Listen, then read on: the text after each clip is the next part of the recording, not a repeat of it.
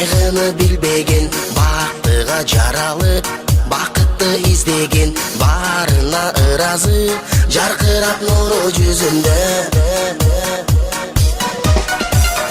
Бул дүйнө кабарын оюна илбеген, баарына кызыгып билбесе ким деген, баш ийип аргасыз жарокер карап көзүнө.